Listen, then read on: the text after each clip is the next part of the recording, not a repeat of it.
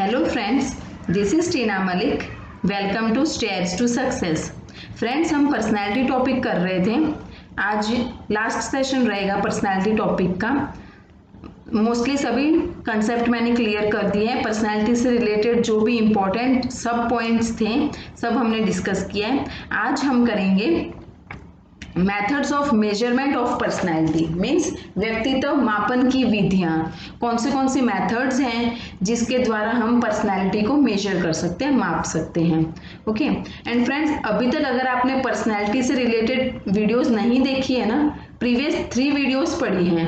Okay first में हमने personality कैसे कहाँ से ओरिजिन हुआ है, उसका डेफिनेशन, मीनिंग सब कुछ हमने डिटेल में समझा हुआ है, फैक्टर्स, कॉन्सेप्ट सब कुछ. सेकंड जो पर्सनालिटी की वीडियो है, सेशन है, उसमें हमने किया था सिगमंड फ्रॉइड का ईगो सुपर ईगो, उसको डिस्कस किया है बहुत ही डिटेल में. एंड थर्ड जो है प्रीवियस वीडियो है जो पर्सनालिटी की, उसमें हमने type and trade approach detail में समझा था. एंड आज लास्ट सेशन है, पर्सनालिटी टॉपिक आज फिनिश हो जाएगा. ओके तो नेक्स्ट हम कोई नया इंटरेस्टिंग टॉपिक लेकर आएंगे जो मोस्ट इम्पॉर्टेंट रहेगा सभी टीचिंग एग्जाम्स के लिए. आज हम देख लेते हैं methods of measurement of personality. Okay चलो स्टार्ट करते हैं फिर. फ्रेंड्स, ये बहुत ही इंपॉर्टेंट टॉपिक है. ठीक है, मोस्टली एग्जाम्स में आ ही जाते हैं क्वेश्चंस मेजरमेंट से, मतलब पर्सनैलिटी को किस तरह से मेजर किया जा सकता है, इससे रिलेटेड क्वेश्चंस पूछे गए हैं. आप चाहे कोई भी टीचिंग एग्जाम्स की तैयारी कर रहे हो, फिर चाहे वो सीटेट, एचटेट, रीट, यूपीटेट या अदर कोई भी टीचिंग एग्जाम्स हो, उन सभी एग्जाम्स के लिए ये पर्सनैलिटी टॉपिक का सेशन मोस्ट इम्पॉर्टेंट है, बहुत ही बेनिफिशियल रहेगा. ठीक है, चलो फिर स्टार्ट करते हैं. फर्स्ट देख लेते हैं, हैंस आइजेंक ने एक पर्सनैलिटी थियोरी दी है. ठीक है, उसके बारे में जान लेते हैं. हैंस आइजेंक की पर्सनैलिटी थियोरी है जिसे 3 पेयर से जोड़ा गया है, मीन्स 3 पेयर्स में डिस्क्राइब किया गया है. एंड बायोलॉजिकल है, नर्वस सिस्टम से रिलेट किया गया है, इसको नर्वस सिस्टम से कनेक्ट किया गया है. समझ लेते हैं क्या है. फर्स्ट वन इज इंट्रोवर्जन से या फिर एक्सट्रोवर्जन. ओके अंतर्मुखी होंगे, इंट्रोवर्जन क्या, अंतर्मुखी होंगे, रिजर्व्ड होंगे. ठीक है, मीन्स ज्यादा घुलते मिलते नहीं हैं, अकेले रहना पसंद करते हैं, या तो ये वाला सिम्टम मिलेगा या फिर एक्सट्रोवर्जन होंगे. ये पेयर है, दोनों में से एक तरफ झुकाव होगा.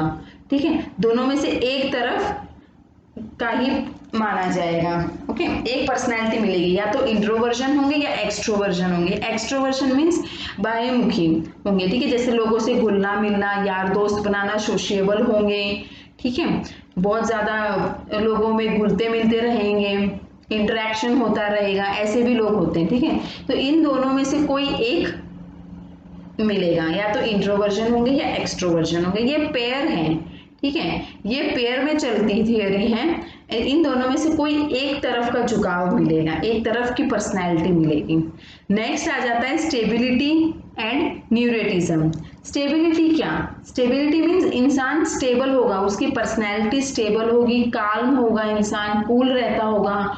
स्टेबल कितनी बेहतर तरीके से सिचुएशन, मतलब स्टेबल कैसे, कितनी बेहतर तरीके से सिचुएशन को हैंडल कर लेते हैं.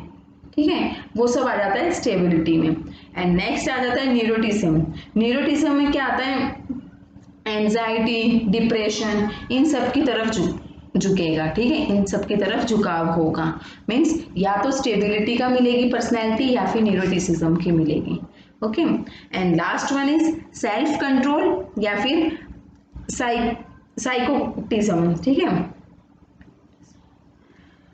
सेल्फ कंट्रोल में क्या है, कंट्रोल कितना कर पाते हैं, कितना डिसिप्लिन मेंटेन कर पाती है, उनकी पर्सनैलिटी कैसी है, वो डिफाइन किया गया है, वो एग्जामिन हो जाता है. सेल्फ कंट्रोल कितना है, ठीक है, कितना वो खुद को कंट्रोल कर पाते हैं, कितना डिसिप्लिन मेंटेन कर पाते हैं, वो आ जाता है. एंड साइड में है साइकोटिसिज्म. इसमें क्या होता है कि इम्पल्सिव होते हैं, खुद को कंट्रोल नहीं कर पाते हैं, सेल्फ कंट्रोल बहुत ही कम होता है. ओके नेक्स्ट आगे देख लेते हैं. अब ये जो मैंने अभी जो आपको बताया उसमें न्यूरोटिसिज्म एंड साइकोटिसिज्म ये एक नया कंसेप्ट आया है, तो इसको हम थोड़ा समझ लेते हैं कि ये क्या है। ओके, तो न्यूरोटिज्म क्या होता है? बिलो एवरेज इमोशनल कंट्रोल आ जाता है, इसमें विल पावर आ जाता है, capacity to exert self, slowness in thought and action, कुछ भी काम करेंगे उसमें बहुत ही लेजीनेस जैसा होता है, उनमें बहुत ही स्लो चलती है उनकी एक्शन, थिंकिंग पावर भी बहुत स्लो हो जाता है, सजेस्टिबिलिटी होता है, लैक ऑफ परसिस्टेंस होता है, tendency to repress unpleasant facts, lack of sociability means ज्यादा घुलते मिलते नहीं है, सोशेबल नहीं होते हैं ऐसे लोग, बिलो एवरेज सेंसरी एक्यूटी होती है but high level of activation होता है। ठीक है, ये क्या आ जाता है, ये न्यूरोटिज्म के सिम्टम्स हैं। ठीक है, ये सारे पॉइंट्स न्यूरोटिज्म में आ जाते हैं, इंक्लूड हो जाते हैं। अब नेक्स्ट देख लेते हैं हम साइकोटिज्म क्या है। ये साइकोटिज्म क्या है, इसमें क्या होता है कि पुअर कॉन्सेंट्रेशन होता है। ठीक है, कॉन्सेंट्रेशन पावर उनका बहुत ही वीक होता है, वीक मेमोरी होती है उनकी, इनसेंसिटिविटी होती है, lack of caring for others, दूसरे लोगों के लिए केयर नहीं करते हैं, वो बिल्कुल भी परवाह नहीं करते हैं। ठीक है, क्रूएल्टी होते हैं, यानी कि बहुत ही लड़ाकू टाइप, यानी झगड़ा करने वाले। ठीक है, क्रूअल रहते हैं, disregard for danger and convention, occasionally originality and creativity, liking for unusual things considered peculiar by others, means ये जो सारे पॉइंट्स थे, सारे सिम्टम्स किसके थे, ये थे साइकोटिज्म के। ओके, आई होप के कंसेप्ट यहाँ तक क्लियर है। देखो इतना डिटेल आपको याद करने की जरूरत नहीं है, आप बस थोड़ा सा आपको मतलब बोलते हैं ना ओवरव्यू, मीन्स थोड़ा बहुत आपको नॉलेज होना चाहिए, इसके बारे में पता होना चाहिए। ठीक है, इतना डिटेल में एग्जाम में कुछ पूछा भी नहीं जाता, बस थोड़ा आइडिया हो जाएगा ना, थोड़ा बेसिक सा क्लियर हो जाएगा तो याद रहेगा, बाई चांस एग्जाम में आ भी जाए तो आप उसको हैंडल कर सकते हो, टैकल कर सकते हो ऐसे क्वेश्चंस को। ओके, चलो आगे बढ़ते हैं। अब आते हैं बिग 5 पर्सनैलिटी ट्रेट्स। ठीक है, वो कौन से हैं बिग 5 पर्सनैलिटी ट्रेट्स, ऐसे ट्रेट जो बेहतर पर्सनालिटी में पाए जाते हैं। ठीक है, जो बेहतर पर्सनालिटी में गिने जाते हैं, काउंट किए जाते हैं, कौन से हैं वो ऐसे। First one is openness to experience भी बोल सकते हैं, मीन्स ओपननेस किस चीज के लिए, कुछ एक्सपीरियंस कर रहे हैं, नई नई चीजों के लिए ओपन रहते हैं, नए नए एडवेंचर के लिए ओपन रहते हैं, उनका दिमाग फ्लेक्सिबल होता है। Okay, next one is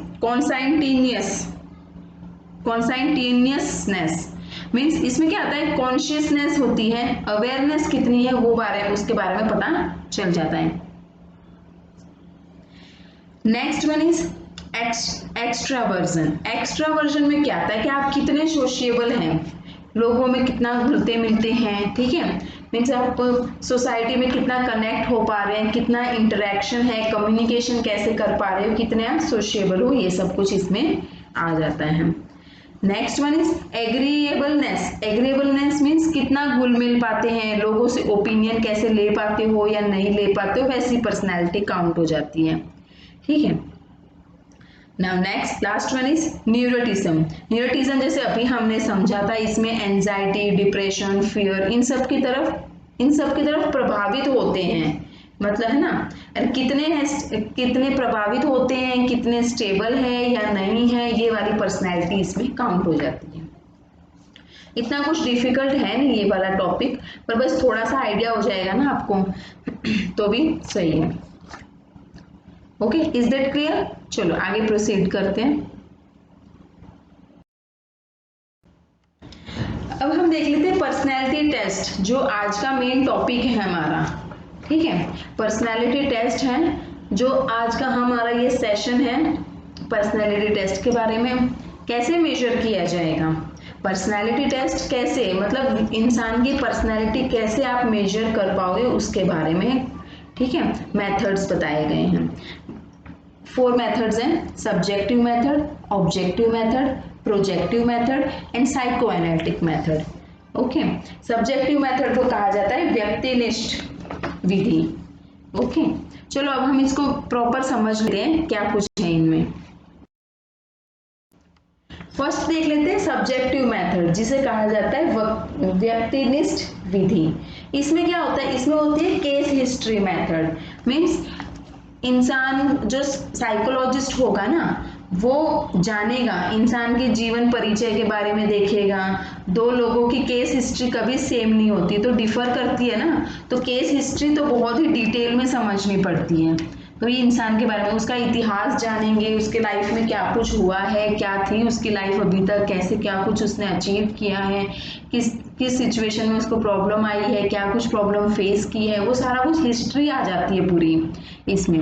okay, and कोई भी इंसान की केस हिस्ट्री मैच नहीं होगी, हमेशा डिफर करेगी। ओके, कोई दो लोगों की भी केस हिस्ट्री सेम नहीं होती है, कभी सेम नहीं होती है, डिफर तो करती ही करती है।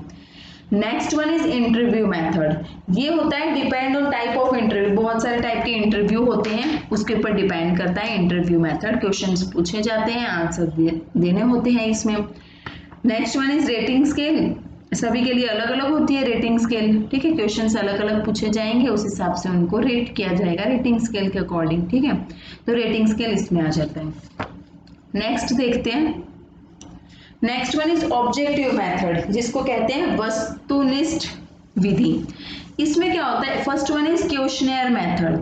क्वेश्चनेयर मेथड तो पता ही आपको, क्वेश्चन पूछे जाएंगे एंड ये क्लोज होते हैं, ये क्लोज एंडेड क्वेश्चंस होते हैं, जैसे इसमें यस या नो देना है, ट्रू या फॉल्स देना है, या फिर कुछ ऐसे ऑप्शन डाल दिए जाएंगे जैसे कि यस है, नो है, या कैन नॉट से कुछ बता नहीं सकते, ऐसा कुछ इसमें सिर्फ ऑप्शंस डाले जाते हैं, ये क्वेश्चनर मेथड होती है।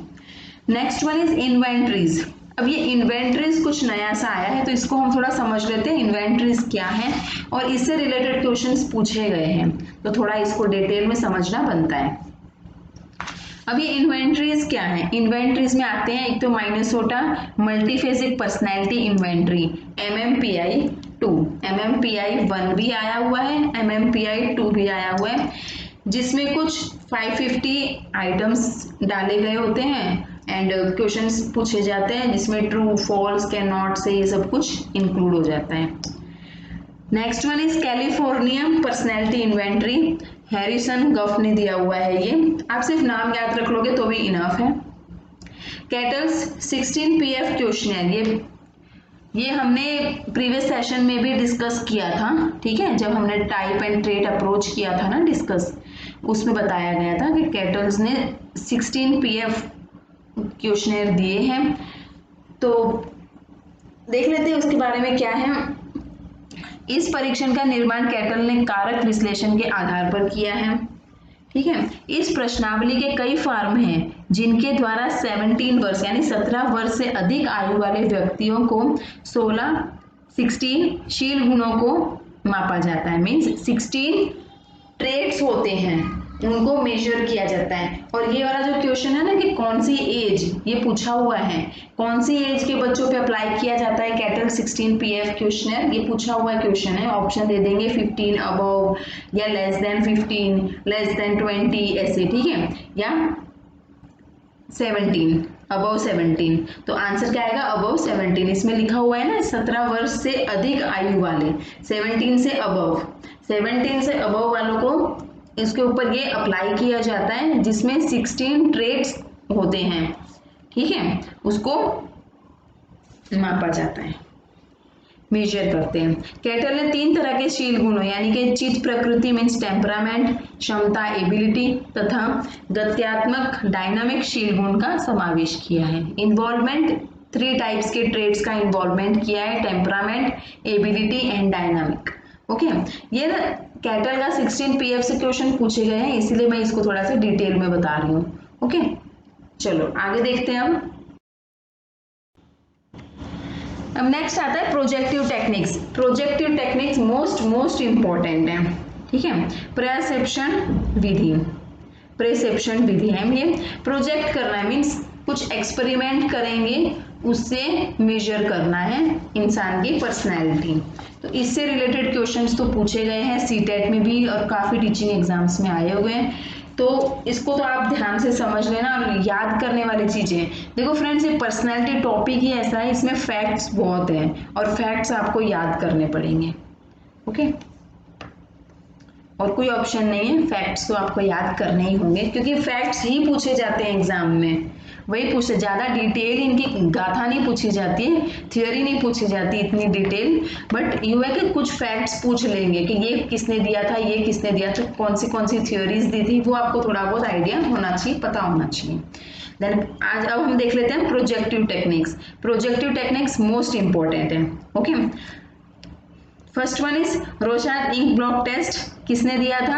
हरमन रोशाद ने 1921 में। इसमें होते हैं 10 कार्ड्स, ठीक है, जिसमें से 5 होते हैं ब्लैक एंड वाइट, 2 होते हैं ब्लैक वाइट रेड एंड 3 होते हैं मल्टी कलर्ड, ठीक है। इसको क्या कहा जाता है? इसमें कार्ड होते हैं, इसको बोलते हैं, कार्ड में इंक के धब्बे होते हैं, ठीक है, कार्ड दे दिए जाते हैं, इंक के धब्बे लगे होते हैं और उस पिक्चर को देख के आप क्या थिंकिंग आ रही है, क्या विचार आ रहे हैं आपके माइंड में, वो बताने होते हैं। उसके बेसिस पे आपकी पर्सनैलिटी मेजर की जाएगी, एग्जामिन की जाएगी। Okay, is that clear? आसान है, आपको बस पता होना चाहिए रोशाद इंक ब्लॉक टेस्ट किसने दिया था, कब दिया था और कितने कार्ड्स थे। हरमन रोशाद ने दिया था 1921 में। 10 कार्ड्स होते हैं जिसमें से 5 होते हैं ब्लैक एंड वाइट, 2 होते हैं ब्लैक वाइट रेड एंड 3 होते हैं मल्टी कलर्ड। ओके, अब नेक्स्ट आ जाता है थेमेटिक अपरसेप्शन टेस्ट, ठीक है, TAT भी बोलते हैं इसको। ये दिया था हेनरी मुरे ने, साथ हेनरी मुरे एंड मॉर्गन दोनों थे, ठीक है, साथ में मुरे एंड मॉर्गन से नाम से भी जाना जाता है, मुरे एंड मॉर्गन। ओके, 1935 में दिया था। 31 कार्ड्स होते हैं इसमें, ठीक है, और इन 31 कार्ड्स में कुछ ऐसी पिक्चर्स दी हुई होती है, वो पिक्चर देख के आपको स्टोरी बतानी है, थीम बनाना है, थीमेटिक नाम है तो थीम बनाना है, कोई स्टोरी बनानी है। आपने पिक्चर को देख के आप क्या समझ रहे हो, ठीक है, क्या समझ में आया आपके, क्या थिंकिंग आ रही है आपके माइंड में, क्या सोच रहे हो आप, क्या विचार है आपके, वो पिक्चर देख के वो बताना है, ठीक है, स्टोरी लिखनी होती है, उसके बेसिस पे आपकी पर्सनैलिटी मेजर की जाती है। Next one is word association test.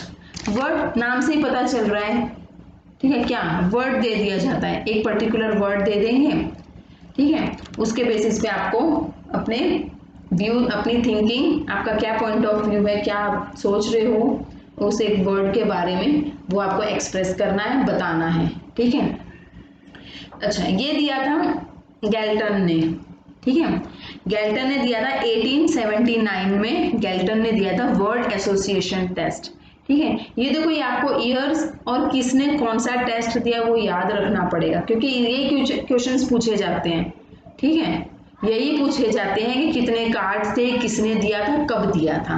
Okay, और तो आप देखो नाम से भी समझ सकते हो, थीमेटिक अपरसेप्शन टेस्ट है, मीन्स थीम है कुछ, ठीक है, थीम बताना है, पिक्चर दे दिया, कार्ड दे दिया, उस पर कोई पिक्चर है, आपको थीम बनानी है, स्टोरी बनानी है।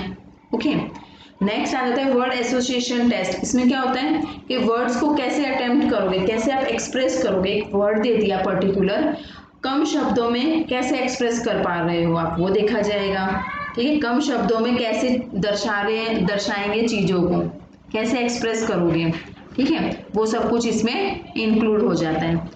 Now next one is children apperception test, ठीक है, CAT भी बोलते हैं। अभी जो TAT है, ठीक है, वो और CAT काफी मैच करता है, ठीक है। TAT है जो थीमेटिक अपरसेप्शन टेस्ट है, उसमें थीम होती है, ठीक है, पिक्चर दे दिया, आपको स्टोरी बनानी है। ओके, एंड जो CAT है चिल्ड्रन अपरसेप्शन टेस्ट है, जो दिया था ब्लैक ने 1948 में, उसमें क्या होता है, वो बच्चों के लिए है, चिल्ड्रन लिखा है ना, तो बच्चों के लिए होगा, ठीक है, 3 से 10 साल तक के बच्चों के लिए है। ओके, 3 to 10 ईयर्स के बच्चों के लिए होता है, जिसमें कार्ड दे दिए जाते हैं, 10 कार्ड्स होते हैं, एंड इस कार्ड के बेसिस पे बच्चे क्या सोच रहे हैं, क्या पिक्चर में देख के क्या उनके माइंड में आ रहा है, वो उनको बताना है, तो उस हिसाब से पर्सनैलिटी एग्जामिन होगी, पर्सनैलिटी मेजर की जाएगी। Okay, and next one is sentence completion test. ये भी पता चल रहा है नाम से, सेंटेंस है, मतलब क्या कि सेंटेंस दे दिया गया है, उसको आपको कंप्लीट करना है, कंप्लीट मतलब सेंटेंस कंप्लीट करना होता है, हाफ छोड़ देंगे, उसको आप कंप्लीट कर दो, आप अपनी थिंकिंग डालोगे, आपका पॉइंट ऑफ व्यू डालोगे, उसके अकॉर्डिंग आपकी पर्सनैलिटी मेजर की जाएगी। और ये दिया था पाइन एंड टेंडलर ने इन 1930 में, ओके, मीन्स यहाँ तक भी आप अगर ये टेस्ट याद रख लोगे ना, ये इंपॉर्टेंट है यहाँ तक के। लास्ट 2 इतने इंपॉर्टेंट नहीं है, लेकिन ऊपर के जितने भी है ना वो बहुत इंपॉर्टेंट है, पूछे गए हैं एग्जाम में, इसलिए इतना डिटेल में थोड़ा समझा रही हूँ मैं। ओके, अब लास्ट 2 भी देख लेते हैं। Draw a man test. इसमें क्या होता है, एक टेस्ट होता है जिसमें ड्राइंग का मतलब मेन फोकस ड्राइंग पे रहता है कि आपको ड्राइंग करनी है, कुछ बोल देंगे कि आप बनाओ तो आपको वो बनाना है, ठीक है, कोई पिक्चर भी कुछ भी हो सकता है। Last one is cloud picture test. इसमें क्या होता है, क्लाउड की पिक्चर दिखाई जाएगी और आपको इंटरप्रेट करना है कि ये क्लाउड में कौन सी पिक्चर बन रही है, ठीक है। ऐसे छोटे बच्चे देखते हैं ना, क्लाउड देख के बोलते हैं कि देखो कुछ ऐसा पिक्चर बन रहा है ना, बस वही इंटरप्रेट किया जाता है इसमें भी। इसी से इंसान की पर्सनैलिटी मेजर होगी। ओके, आई होप कि यहाँ तक क्लियर हो गया है कंसेप्ट। ये वाला प्रोजेक्टिव टेक्निक्स थोड़ा इंपॉर्टेंट है, थोड़ा डिटेल में आप, इसीलिए मैंने बताया है क्योंकि इससे रिलेटेड क्वेश्चंस आए हुए हैं एग्जाम में। ओके, अब आगे देख लेते हैं क्या है। नाउ नेक्स्ट लास्ट है ये psycho analytical approach, psycho analytical method बोलते हैं इसको। हमने प्रीवियस में भी किया था, हमने 3 सेशन हो चुके हैं पर्सनैलिटी के, आज ये 4th वन है। उसमें हमने साइको एनालिटिकल अप्रोच किया हुआ है, मीन सिगमंड फ्रॉइड की थ्योरी की थी हमने, है ना। ईगो, सुपर ईगो, ये सब कॉन्शियस, अनकॉन्शियस, सबकॉन्शियस, ये सब कुछ हमने डिटेल में समझा हुआ है। अगर आपने अभी तक वो सेशन नहीं देखे है ना, प्रीवियस 3 सेशन पर्सनैलिटी के, तो आप प्लेलिस्ट में जाके देख लीजिए, काफी हेल्पफुल रहेंगे, है ना, काफी हेल्पफुल सेशन है। तो इसमें देख लेते हैं साइको एनालिटिकल मेथड में क्या होता है। सिगमंड फ्रॉइड ने दिया है मनोविश्लेषणवाद। ओके, इसमें फर्स्ट है ड्रीम एनालिसिस, मीन्स सपनों का विश्लेषण करना है, सपनों को एनालाइज करेंगे, सपनों को डिटेल में समझेंगे कि आपने सपने में क्या देखा, ठीक है, सपनों को एनालाइज किया जाता है। अनकॉन्शियस, सबकॉन्शियस में क्या है, मतलब किससे रिलेट कर रहा है, ये क्या है, ये सपना डर है, क्या आप सोच रहे हो, किस चीज पर आपका फोकस है सपने में, किस वजह से, किस तरह के सपने आपके माइंड में, ड्रीम्स में आपको सपने क्यों आ रहे हैं, किस वजह से आ रहे हैं, क्या डर है, ये सब कुछ एनालाइज किया जाता है। ओके, इजी था ये तो, ड्रीम को एनालाइज करना। Last one is uncontrolled expression. Uncontrolled expression means वो एक्सप्रेशन जिसको कंट्रोल नहीं किया जाता, कंट्रोल नहीं कर सकते, आप फ्रीली एसोसिएट करते हैं अपने साइकोलॉजिस्ट के साथ, मीन्स आप ऐसे एक्सप्रेशन यानी फ्रीली आप कम्युनिकेट करते हैं अपने साइकोलॉजिस्ट से, ठीक है, कुछ भी है आप अच्छे से एक्सप्रेस कर पा रहे हैं, आपके एक्सप्रेशन फ्रीली होते हैं, तो उससे क्या होता है, सामने वाला जो साइकोलॉजिस्ट होता है वो इजीली आपकी पर्सनैलिटी मेजर कर देता है। ओके, आई होप कि कंसेप्ट क्लियर है। ओके, तो बस यही थी आज की कहानी। यहाँ पर होता है अपना पर्सनैलिटी टॉपिक कंप्लीट, ठीक है। एंड आज का सेशन आपको कैसा लगा प्लीज बताना, लाइक कीजिए, शेयर कीजिए, मैक्सिमम शेयर कीजिए अपने फ्रेंड्स के साथ, ताकि सभी की हेल्प हो सके जो भी टीचिंग एग्जाम्स की प्रिपरेशन कर रहे हैं।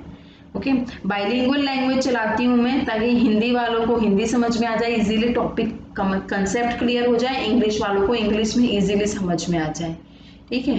बाइलिंगुअल लैंग्वेज इसीलिए चलाते हैं क्योंकि कोई भी अगर ये सेशन देखता है ना तो इनको डिफिकल्टी ना हो। ओके, हो सके उतना अपने फ्रेंड्स के साथ शेयर कीजिए। अगर इस चैनल पे फर्स्ट टाइम आए हैं तो सब्सक्राइब कर लीजिए, बेल आइकन प्रेस कर लेना, ताकि जो भी आने वाली वीडियोस के नोटिफिकेशन होते हैं ना वो आपके पास टाइम से पहुंच जाए। एंड आज के सेशन से रिलेटेड कोई भी क्वेरीज है, कोई भी डाउट है, आप पूछ सकते हैं। थैंक्स फॉर वॉचिंग, मिलते हैं नेक्स्ट वीडियो में, नेक्स्ट कोई टॉपिक, अच्छा सा टॉपिक लेकर आएंगे, उसे डिटेल में समझेंगे। थैंक्स फॉर वॉचिंग, मिलते हैं नेक्स्ट वीडियो में, नेक्स्ट सेशन में मिलते हैं। Take care, bye.